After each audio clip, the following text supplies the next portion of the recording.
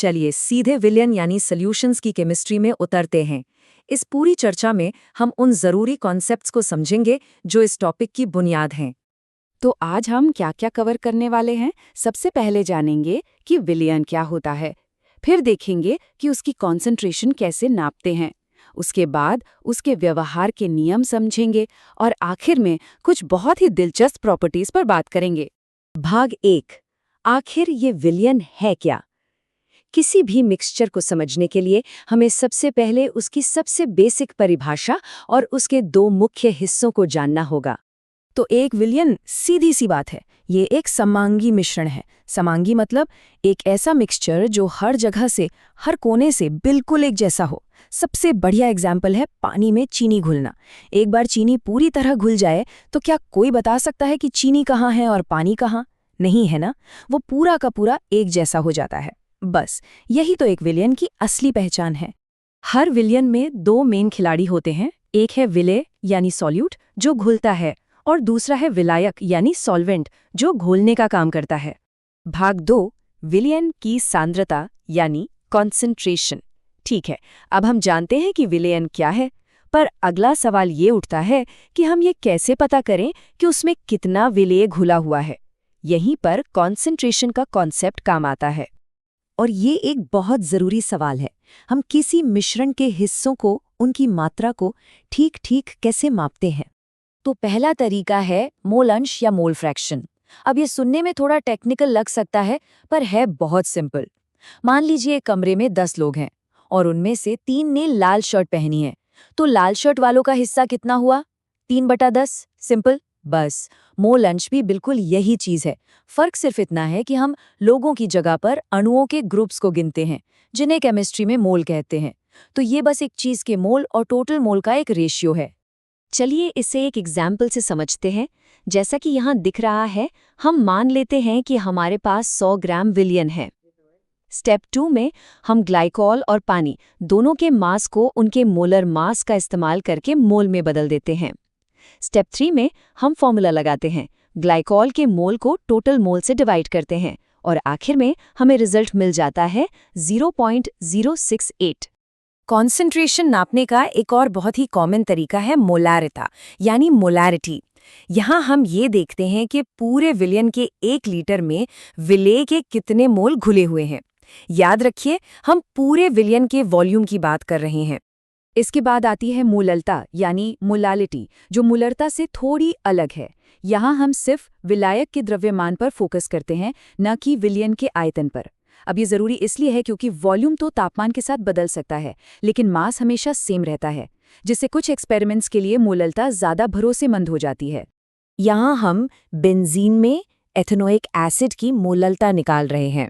Step 1 में हम acid के ग्राम को मोल में बदलते हैं। स्टेप 2 में हम विलायक यानी बेंजीन के ग्राम को किलोग्राम में, और फिर आखिर में फॉर्मूले में वैल्यूज रखकर हमें अपनी मोललता मिल जाती है। भाग 3, विलियन व्यवहार के नियम। ठीक है, हम विलियनों को माप तो सकते हैं, पर ये बनते कैसे हैं? मतलब ऐसा क्या है जो ये तय करता है कि कोई चीज़ किसी दूसरी चीज़ में घुलेगी या नहीं? इसके कुछ बहुत ही बेसिक नियम हैं। केमिस्ट्री का एक सबसे ज़रूरी नियम है लाइक डिसॉल्व्स लाइक, यानी समान समान को घोलता है। ये एक छोटी सी लाइन है, लेकिन ये विलियनों के व्यवहार को समझने की चाबी है। इसका सीधा सा मतलब है कि पोलर चीजें जैसे नमक पोलर सॉल्वेंट्स जैसे पानी में आसानी से घुल जाती हैं। वहीं नॉन पोलर चीजें जैसे तेल या नेफ्थलीन नॉन पोलर सॉल्वेंट्स जैसे बेंजीन में घुलती हैं। मतलब जिनकी केमिकल नेचर एक जैसी होती है, वे एक दूसरे में घुलना पसंद करते हैं। और जब बात गैसों की आती है तो हेनरी का नियम पिक्चर में आता है। ये बस इतना कहता है कि आप किसी गैस पर जितना ज्यादा प्रेशर डालेंगे वो उतनी ही ज्यादा लिक्विड में घुलेगी। इसका सबसे बेस्ट एग्जाम्पल है सोडा की बोतल। उसमें प्रेशर से कार्बन डाइऑक्साइड को पानी में घोला जाता है और जैसे ही आप ढक्कन खोलते हैं प्रेशर कम होता है और गैस बुलबुलों के रूप में बाहर आ जाती है। और ये हमें विलियनों की कुछ बहुत ही मज़ेदार प्रॉपर्टीज़ की ओर ले जाता है। ये ऐसी प्रॉपर्टीज़ हैं जो इस बात पर डिपेंड नहीं करती कि क्या घोला गया है, बल्कि इस बात पर कि कितना घोला गया है। इन्हें कहते हैं कॉलिगेटिव प्रॉपर्टीज़ यानी अणु संख्या गुणधर्म। यहाँ घुले हुए कणों का नेचर मायने नहीं रखता, बल्कि उनकी गिनती, उनकी संख्या मायने रखती है। ये 4 मुख्य कोलिगेटिव प्रॉपर्टीज हैं: वेपर प्रेशर का कम होना, बॉइलिंग पॉइंट का बढ़ना, फ्रीजिंग पॉइंट का घटना और ऑस्मोटिक प्रेशर। ये सभी सिर्फ इस बात पर निर्भर करते हैं कि विलायक में कितने विलय कण मौजूद हैं। अब यहाँ एक दिलचस्प बात है, हर विलायक का अपना एक खास केबी और केएफ कांस्टेंट होता है। जैसा कि इस टेबल में देखा जा सकता है, पानी की वैल्यूज बेंजीन से बहुत अलग हैं। इसका मतलब ये हुआ कि अगर हम बराबर मात्रा में विलय घोलें तो पानी का बॉइलिंग और फ्रीजिंग पॉइंट बेंजीन के मुकाबले अलग तरीके से बदलेगा। लेकिन तब क्या होता है जब हमारे कणों की गिनती वैसी नहीं होती जैसी दिखती है?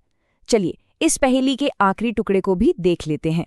देखिए, कभी-कभी विलय एक अकेले कण की तरह नहीं रहते। वे या तो टूट सकते हैं, जिसे वियोजन कहते हैं, जैसे नमक पानी में जाकर 2 आयनों में टूट जाता है, या फिर वे जुड़ सकते हैं, जिसे संगुणन कहते हैं, जैसे एथेनोइक एसिड के 2 मॉलिक्यूल बेंजीन में मिलकर एक हो जाते हैं। तो हमारी कैलकुलेशंस इस असलियत से मेल खाए, इसके लिए हम एक करेक्शन फैक्टर का इस्तेमाल करते हैं, जिसे कहते हैं वेंट हॉफ गुणांक, और इसे आई अक्षर से दिखाते हैं। ये स्लाइड सब कुछ एक साथ ले आती हैं। आप देख सकते हैं कि हमारे पुराने फॉर्मूलों में बस आई फैक्टर को मल्टीप्लाई कर दिया गया है, और टेबल में देखिए कि हम जो आई की वैल्यू उम्मीद करते हैं और जो असल में देखने को मिलती है वो एक दूसरे के बहुत करीब हैं। एकदम बराबर नहीं है, लेकिन ये करेक्शन हमें असलियत के बहुत नज़दीक ले जाता है। तो ये हमें एक आखिरी सवाल पर छोड़ जाता है। अगर केमिस्ट्री में सिर्फ कणों की गिनती का इतना गहरा असर हो सकता है, तो विज्ञान में और कौन-कौन सी बड़ी और जटिल चीजें हैं जिन्हें शायद इतने ही सरल सिद्धांत से समझाया जा सकता है।